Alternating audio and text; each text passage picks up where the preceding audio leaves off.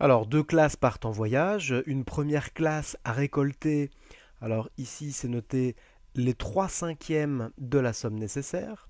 Une deuxième classe a récolté, peu importe la méthode, les 3 huitièmes de la somme nécessaire. Donc du coup, les 3 huitièmes, voilà, c'est ici, en vert. Ensuite, les 3 cinquièmes, c'est ici. Il suffit d'ajouter les fractions pour savoir quelle part du voyage a été récupérée. Alors la fraction que j'ai entourée en jaune, eh bien du coup n'a pas le même dénominateur que la fraction qui est entourée en vert. On va donc transformer ces deux fractions pour qu'elles aient le même dénominateur. Alors le dénominateur commun c'est 40, donc 40 semble le dénominateur le plus facile à obtenir. On va multiplier la fraction qui est en jaune par 8 au numérateur, par 8 au dénominateur, ici, voilà, pour obtenir une nouvelle fraction en jaune qui est 24 sur 40. Ensuite, en vert, eh bien, on va multiplier numérateur et dénominateur par 5. Voilà, ici. Donc, multiplication par 5, multiplication par 5. On obtient une nouvelle fraction, voilà, qui est égale à 3 huitièmes, et qui se présente sous la forme 15 sur 40. Donc 3 cinquièmes plus 3 huitièmes, eh bien, on est sur le même résultat que 24 quarantièmes plus 15 quarantièmes. Alors, ayant le même dénominateur, ces deux fractions, il suffit d'ajouter les numérateurs et de laisser comme dénominateur 40, donc c'est l'étape qui est ici. On obtient 39 sur 40. Voilà le résultat de la somme de 3 cinquièmes et de 3 huitièmes. Alors, la question est, les élèves ont-ils récupéré suffisamment d'argent pour payer la totalité du voyage? Eh bien, la totalité du voyage peut être représentée par 40 sur 40 effectivement, ou 1. Et donc 39 sur 40 est une part qui est plus petite que 40 sur 40. Donc malheureusement pour les élèves, la totalité du voyage n'a pas été trouvée. Donc ils n'ont pas suffisamment d'argent. Dans cet exercice, il s'agit d'effectuer les calculs en détaillant les étapes. Donc c'était une consigne importante parce que sans les détails, j'ai envie de dire, le résultat ne vaut pas grand-chose. Alors, nous sommes en présence d'une première fraction, ici, 8 21e, et d'une deuxième fraction, on est sur 2 tiers. Ces deux fractions n'ont pas le même dénominateur. Il faut que je transforme soit une, soit les deux, pour qu'on ait le même dénominateur. Le dénominateur, le nombre qui est en bas. Alors, je vais laisser en jaune la première fraction. Donc 8 21e, je la laisse telle quelle, parce que 21 est un dénominateur que je vais pouvoir retrouver avec la fraction qui est en vert. Pour obtenir 21 avec 2 tiers, il suffit que je fasse une multiplication par 7, numérateur et dénominateur, donc à partir des 2 tiers, pour obtenir, parce qu'on sait que 3 fois 7 ça fait 21, donc pour obtenir ici une fraction qui est égale à 2 tiers et dont le dénominateur est 21. Donc la première fraction, j'ai rien changé du tout, je laisse telle quelle. Ensuite, l'étape suivante, il suffit que je fasse 8 moins 14 et laisser en fait 21 au dénominateur. Et puis à partir de là, je me retrouve avec du moins 6 sur 21. Alors là, on observe bien que moins 6 sur 21, on est une simplification en fait qui est possible par 3. Donc c'est 3 fois 2 pour avoir moins 6, oui, pour avoir 6. Donc moins 3 fois 2 pour avoir moins 6. Et puis pour 21, on est sur 3 fois 7. On simplifie par 3 et on se retrouve avec ici moins 2 sur 7. Très bien. Ensuite, pour B, j'ai une première fraction que je mets en jaune. J'ai une deuxième fraction que je vais mettre en vert, ici. Elles n'ont pas le même dénominateur. Le dénominateur commun qui est facile à imaginer, c'est 30. Donc je vais transformer la première fraction en jaune, ici, en multipliant numérateur et dénominateur par 6. Comme ça, j'obtiens bien au dénominateur 30, qui est ici. Pour la fraction qui est en vert, eh bien du coup, je vais multiplier numérateur et dénominateur par 5 pour obtenir comme dénominateur 30. À cette étape-là, je me retrouve maintenant avec deux fractions qui ont le même dénominateur. Il suffit que je fasse moins 84 moins 5, le tout sur 30. On laisse le dénominateur tranquille. Et donc je me retrouve avec moins 89 sur 30. Alors pour savoir si cette fraction est simplifiable ou pas, il suffit que je demande à ma calculatrice. Donc je lui demande de simplifier 89 sur 30 en laissant de côté le signe. Elle me dit, la calculatrice, que je ne peux pas le faire. Donc du coup, en fait, je laisse moins 89 trentièmes. Ensuite, petit c, enfin le C, pardon, on est sur une première fraction, ici, donc 22 sur 4. Alors, et puis, on est sur, non pas une fraction, mais un nombre. Alors, les formules que nous avons dans le cours correspondent à des formules où il n'y a que des fractions. Donc, du coup, l'idée, c'est de laisser la première fraction tranquille pour le moment, en jaune, et puis en vert, mettre 3 comme étant égal à 3 sur 1. Donc 3 divisé par 1, ça fait bien 3. Donc on n'a pas changé le résultat en mettant sous forme de 3 sur 1. Par contre, j'ai bien une fraction jaune, dénominateur 4. J'ai une fraction verte, donc avec le dénominateur est égal à 1. Donc je vais laisser en jaune ici en fait la fraction sous cette forme-là, je ne la transforme pas. Et en vert, je vais transformer 3 sur 1 en 3 fois 4 sur 1 fois 4 pour avoir un dénominateur égal à 4, c'est-à-dire le même dénominateur que la fraction que j'ai entourée en jaune.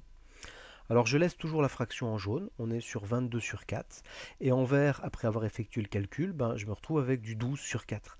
Elles ont le même dénominateur, il suffit que je fasse 22 moins 12 sur 4, et donc à partir de là, je me retrouve avec 10 sur 4.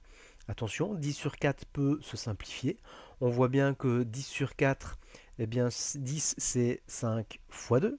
Ensuite, on est bien 4, c'est 2 fois 2. Et donc je vais utiliser cette formule que j'avais mis dès le début.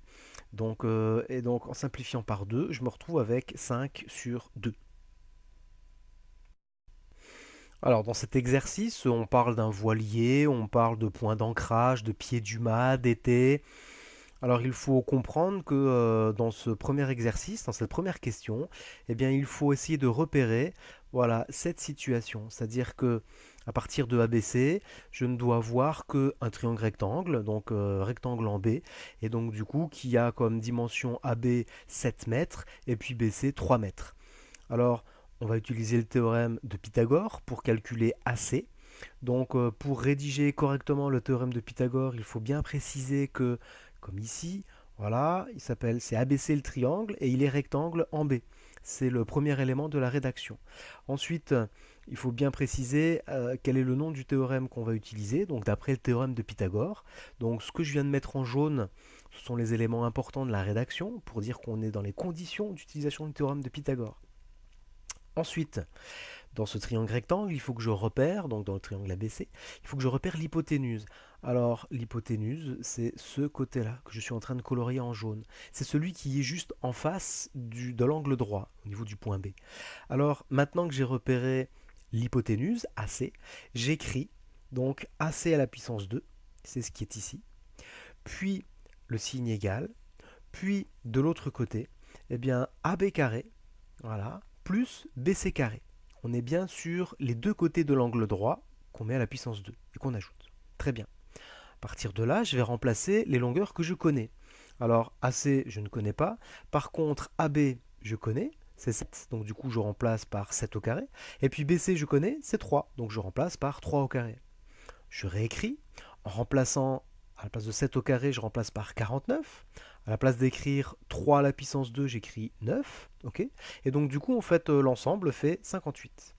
Alors si je sais que AC carré est égal à 58, il suffit simplement que j'utilise avec la calculatrice ou que j'indique que c'est la racine carrée de 58 qui me permet d'avoir AC, parce que AC est une longueur, donc un nombre positif. Et racine carrée de 58, quand j'utilise ma calculatrice, eh bien j'obtiens à peu près 7,62. L'été, donc on revient à la question, on revient au voilier. Donc la longueur AC est d'environ 7,62 mètres, mais on revient à l'été. Et donc l'été mesure environ 7,62 mètres. Ceci correspond à la première question. Pour la deuxième question, il faut maintenant en fait que je réfléchisse, que je travaille dans un autre triangle rectangle. Alors ce triangle rectangle, voilà, il se présente à peu près de cette manière-là. On a toujours le point A, on a toujours ici 7 mètres. On a une longueur qu'on ne connaît pas, mais par contre, alors pardon, il y a D de ce côté-là, et puis il y a B ici. Voilà. Donc c'est, on va dire, la partie gauche de la voile. Alors, à partir de là, j'ai une longueur qui est dans l'énoncé, c'est 8,61. Alors, 8,61 mètres. Et donc la question c'est, voilà, il faut calculer cette longueur DB qui me permettra donc en ajoutant BC d'avoir ce qu'on me demande, c'est-à-dire la longueur DC qui est la longueur du voilier.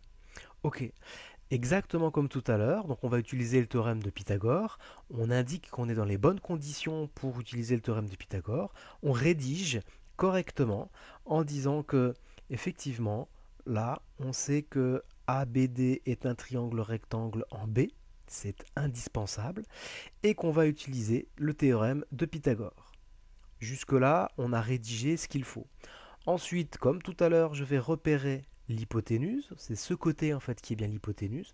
Donc j'écris en premier ceci, c'est-à-dire AD, l'hypoténuse à la puissance 2, égale. Et maintenant, je vais repérer les deux autres côtés de l'angle droit. On est bien sur AB que je mets à la puissance 2 plus BD que je mets à la puissance 2. Ok. Maintenant, je vais remplacer toutes les longueurs que je connais. Alors, les longueurs que je connais dans cette égalité, eh bien, je connais AD. Ça veut dire que je remplace AD par 8,61, que je mets à la puissance 2, est égal à, je connais AB. Donc, je remplace par 7, donc on est sur 7 à la puissance 2, plus, par contre, BD, je ne le connais pas. Donc, du coup, je ne peux pas le remplacer. Ok. Je vais remplacer ce qui est en jaune, donc 8,61 à la puissance 2 par la valeur que me donne la calculatrice, c'est-à-dire 74,1321. Je vais remplacer 7 à la puissance 2 par 49, jusque-là ça va, plus BD au carré, je ne connais toujours pas. Donc nous en sommes ici. Ensuite, pour avoir BD à la puissance 2, il faut que je fasse une soustraction entre 74,1321 et 49. C'est ce que j'ai écrit ici. Donc c'est une petite soustraction. J'obtiens bien BD carré est égal à 21,1321. Comme tout à l'heure, je prends la racine carrée de 25,1321 pour obtenir BD. La calculatrice m'indique que le calcul ne tombe pas juste, et donc je suis sur une valeur qui est proche de 5,01. Alors, on indique que la longueur BD est d'environ 5,01, donc c'est cette longueur qui est ici, si on reprend notre petit croquis. C'est cette longueur qui est là, sur le dessin en fait, qui était proposé. À partir de là, on me demande un peu plus que ça, on me demande la longueur DC. Donc j'ai 5,01 mètres pour ce que j'ai colorié en vert. Il faut que j'ajoute encore de l'autre côté ceci, qui est en rouge, et donc j'ajoute 3 pour avoir 8,01. Donc la longueur du voilier, c'est-à-dire la longueur DC, est environ égale à 8,01 mètres. Dans cet exercice, il fallait indiquer, donc dans la première question, si la situation était une situation de proportionnalité. Alors ce que j'ai fait pour rédiger ça correctement, c'est j'ai pris une colonne, celle-ci par exemple, j'ai pris une deuxième colonne, alors qui est à côté, voilà, celle-là, et j'ai cherché dans les deux cas quel coefficient me permet de passer de la ligne du haut à la ligne du bas. Alors si on reste sur ce que j'ai colorié en jaune, voilà, je vais multiplier par 100 sur 5 pour passer de 5 à 100. Et donc du coup, c'est pour ça que ici, voilà, j'ai indiqué 100 sur 5 qui est égal à 20. Puis ensuite, je regarde quel est le coefficient qui me permet de passer de 2 à 80. Et donc je multiplie tout simplement par 80 sur 2. Voilà. Et donc le coefficient, c'est pour ça ici que j'ai indiqué 80 sur 2. Ça vaut 40. Le coefficient en jaune est différent du coefficient en vert, donc forcément nous ne sommes pas en présence d'un tableau de proportionnalité. Donc sinon nous aurions le même coefficient en vert et en jaune. On rédige de cette manière-là, on précise bien que les coefficients sont différents, donc ce tableau n'est pas un tableau de proportionnalité. Et comme dans l'énoncé on parle de situation de proportionnalité, alors on peut reprendre le même vocabulaire en disant la situation n'est pas une situation de proportionnalité. Jusque-là, il me semble que ce n'était pas très difficile. Ensuite, eh bien, donc pour construire la représentation graphique, alors il y avait beaucoup de liberté, c'est-à-dire que moi j'ai pris, alors il y avait des libertés et puis aussi des éléments qui n'étaient pas des éléments de liberté. Alors sur l'axe qui est tout en bas, voilà, l'axe des abscisses, ici, là, eh bien j'ai choisi, alors pour pouvoir aller jusque 13 ans, j'ai choisi de partir de 0 et puis toutes les 5 graduations, donc de mettre une petite marque pour 1 an. Pourquoi pas? On pouvait faire largement différemment, on pouvait mettre des petites marques toutes les 4 graduations, on avait totalement la liberté. Par contre, ce qui était indispensable, c'était vraiment de mettre l'âge à l'horizontale, sur ce que j'ai mis en vert. Ce qui était aussi indispensable, c'est d'avoir des droites qui sont régulièrement graduées. J'ai vu quelques copies avec, alors je vais faire quelque chose, voilà, des graduations comme ça, et puis donc qui étaient, on va dire, assez régulières, il n'y a pas de souci, mais avec du 1, et puis à côté 2, et puis à côté 5, et puis à côté 7, c'est-à-dire que on ne peut pas avoir un espacement ici de 1 an, et puis avec le même espacement, là, avec un décalage de 3 ans. C'est juste pas possible. Donc il faut graduer régulièrement en fait, les axes qui sont proposés. L'autre axe, eh bien, du coup, qui correspondait à la taille, donc celui qui est là, que je suis en train de mettre en jaune, là j'ai choisi de graduer régulièrement. Alors c'est 10 centimètres pour 5, on va dire, petits carrés. Voilà ce que j'ai choisi. D'ailleurs, en choisissant ça, 150 dépassait un petit peu du cadre. Bon, bah, c'est pas bien grave, hein, donc j'ai dépassé un petit peu du cadre, rien de gênant. J'aurais très bien pu prendre 10 centimètres. En réalité, 4 carreaux, certains ont pris ça et on ne dépassait pas du cadre qui était fixé. Alors, la grande idée, une fois qu'on a bien fixé ces éléments, c'est si je prends ceci, alors à 2 ans, et bien du coup, on est sur Rémi mesuré 80 centimètres. Donc je choisis ici, enfin je prends 2, je monte jusqu'à 80. Et une fois que j'ai la valeur 80, une petite marque. Pareil ici, pour 5 ans, je monte jusque 100. Ensuite, 10 ans, je monte jusque 125. Et puis pareil ici, 12 ans, je monte jusque 150 centimètres. Je trace un trait. Alors là, j'ai pris la règle pour relier les différents points qui étaient proposés. Voilà, donc ce graphique, en voici un. Beaucoup d'autres graphiques étaient possibles. Donc, mais en respectant bien, on a dit l'âge à cet endroit-là et puis la taille à cet endroit-là. Alors pour cet exercice, il s'agissait de construire le patron d'une pyramide dont la base est un triangle rectangle dont on connaît les dimensions de deux côtés de l'angle droit. Alors moi j'ai commencé par construire voilà, ce segment, une perpendiculaire, ce segment, ok, 6 centimètres parce que je sais c'était indiqué ici, 9 centimètres je sais c'était indiqué ici. Puis ensuite, j'ai tracé l'hypoténuse. Voilà, on va dire en jaune, le premier triangle que j'ai pu construire. Ensuite, je sais que le triangle qui est au fond, alors celui que je vais colorier par exemple voilà, en jaune, le triangle du fond est un triangle rectangle. Et ce triangle rectangle, il a comme hauteur, c'est-à-dire, alors je vais changer de couleur, ici j'ai bien 3 centimètres. Donc je vais dans le prolongement de mon segment de 9 centimètres, tracer ici voilà, un segment de 3 centimètres de long, puis seulement après je trace l'hypoténuse. De l'autre côté, ici, en fait, ce triangle qui est par là est aussi un triangle rectangle, et donc du coup qui a comme une des dimensions d'un des côtés de l'angle droit, c'est 3 centimètres également. Donc du coup, je fais un prolongement du segment de 6 centimètres que j'ai pu tracer. On est toujours sur 3 centimètres. Et à partir de là, je n'ai plus qu'à tracer l'hypoténuse. Alors j'ai déjà bien avancé, pas de souci. Il suffit maintenant que je reporte alors ce côté va venir se superposer avec ce côté qui est par là quand on va plier le patron. Et donc du coup, si ces deux côtés-là sont identiques, il suffit avec le compas donc de tracer un arc de cercle comme ça, de centre ce point-là, et puis de longueur en reportant la longueur, celle qui est ici. Voilà, donc premier arc de cercle. Ensuite, je prends une autre couleur, donc ça, ce côté-là, et bien du coup, je sais que quand je vais le plier, il va venir se superposer avec ce côté qui est ici. Donc il suffit que je trace un arc de cercle de centre ce point-là, qui a comme écartement en fait voilà la taille de ce côté que je connais déjà. Et donc je vais avoir un autre arc de cercle ici. Les deux arcs de cercle, le vert et le bleu, se coupent en un point. Voilà, celui qui est par là, et je n'ai plus en fait qu'à construire le triangle qui manquait pour finaliser le patron de la pyramide. Je passe maintenant à la question suivante. Alors la question suivante, était lié au script Scratch qui était donné. Alors, j'ai envie de dire, il suffit de regarder donc juste ça, c'est marqué R, volume, trois valeurs qui sont données, bizarrement une première, une deuxième, une troisième valeur.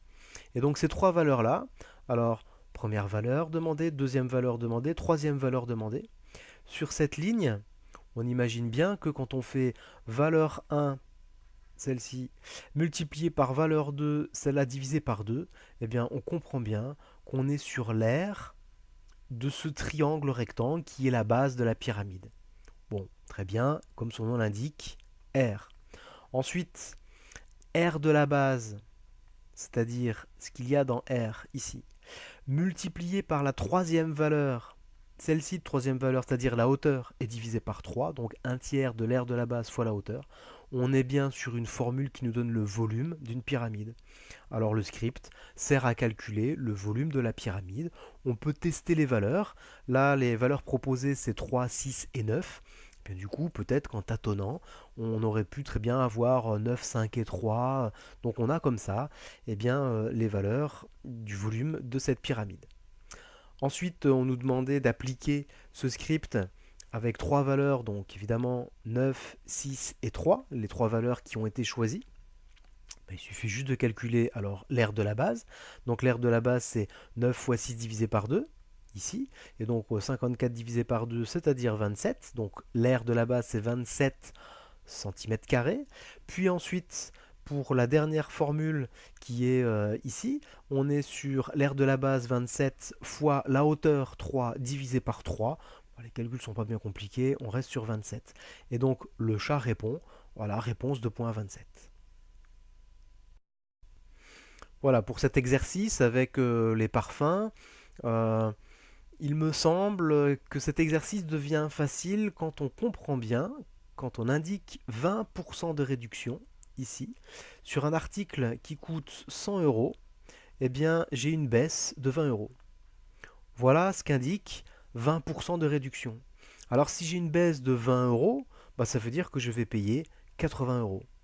Et donc, on l'indique, alors je l'ai indiqué sur cette phrase qui est par là, donc un article de 100 euros sera vendu 80 euros. Alors j'ai fait un tableau, donc prix avant la réduction, prix après la réduction, avant la réduction. On a dit que si un article coûtait 100 euros, eh bien au niveau de la réduction, après son prix, donc réduit, est de 80 euros. Donc je le place dans le tableau. Ensuite, on me demande, bah oui, mais avant la réduction, l'article y valait 35 euros. Et donc, du coup, j'ai une situation de proportionnalité. Il suffit que je multiplie 35 par le coefficient qui me permet de passer de la première à la deuxième ligne, c'est-à-dire 80 sur 100. J'obtiens 28. Il faut bien indiquer le calcul qui est à effectuer. Une petite phrase de conclusion. Le flacon senteur de fraction sera affiché à la caisse 28 euros. Donc c'est comme si ici on avait 28. Mais on n'est pas obligé de le mettre dans le tableau, on peut simplement indiquer les calculs. Le deuxième exercice était plus compliqué parce que on nous donne le prix après la réduction, donc, et on nous demande le prix avant la réduction. Alors, une fois qu'on a bien compris l'histoire du 80, on replace, voilà, un article qui coûtait 100 euros, eh bien je vais le toucher à 80 euros après la réduction. Et donc comme les 60 euros ici, c'est après la réduction, je le place sur la ligne de après la réduction. Et donc, il suffit de faire un produit en croix, ou alors multiplier 60 par le coefficient qui me permet de passer de la ligne du bas à la ligne du haut, c'est-à-dire 100 sur 80. Ce calcul me donne comme valeur 75, donc la bouteille de Néoptu était affichée avant la réduction 75 euros. C'est comme si ici, nous avions trouvé 75 euros, mais on n'est pas obligé de le mettre dans le tableau. Voilà, pour cet exercice, donc, qui est une activité à prise d'initiative ou tâche complexe, donc l'idée était de bien comprendre que quand j'ouvre le robinet d'eau froide, je mets 20 minutes pour remplir la baignoire. Quand j'ouvre le robinet d'eau chaude, donc le débit est sûrement moins bon, en ces cas-là, je mets 30 minutes pour remplir la baignoire. Alors, combien de temps est-ce que je vais mettre quand j'ouvre les deux robinets? On peut travailler avec des fractions, on peut travailler avec plusieurs baignoires. En tout cas, moi, j'ai considéré que, voilà, en une heure, ici, là, voilà, si je laisse le robinet ouvert pendant une heure, eh bien, je vais remplir deux baignoires complètes d'eau chaude. Voilà l'information que je peux donner, parce que on a dit que l'eau chaude, ben, il me faut 30 minutes pour remplir une baignoire, donc si je mets le double du temps, c'est-à-dire en 1 heure, c'est 2 baignoires complètes. Ok. Pour l'eau froide, et bien du coup, comme je mets 20 minutes pour l'eau froide, il suffit, si je le laisse le robinet ouvert pendant 1 heure, eh bien je vais avoir 3 fois mes 20 minutes, et donc je vais pouvoir remplir 3 baignoires d'eau froide. Donc du coup, si je laisse d'un côté en fait couler l'eau chaude en 1 heure, 2 baignoires complètes.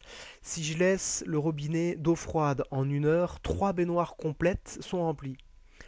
En 1 heure, j'ai bien rempli 5 baignoires. C'est ce qui est indiqué ici. À partir de là, si en 1 heure je remplis 5 baignoires, 1 heure c'est 60 minutes, donc en 60 minutes je remplis 5 baignoires. Il suffira juste de diviser 60 par 5 pour obtenir le temps qu'il faut pour remplir une seule baignoire. Alors à partir de là, voilà, j'ai bien 12, et c'est bien 12 minutes qu'il me faut pour remplir une baignoire. C'est une méthode, il y en avait d'autres. En tout cas, celle-ci a l'avantage d'être compréhensible même par des élèves qui sont dans des petites classes.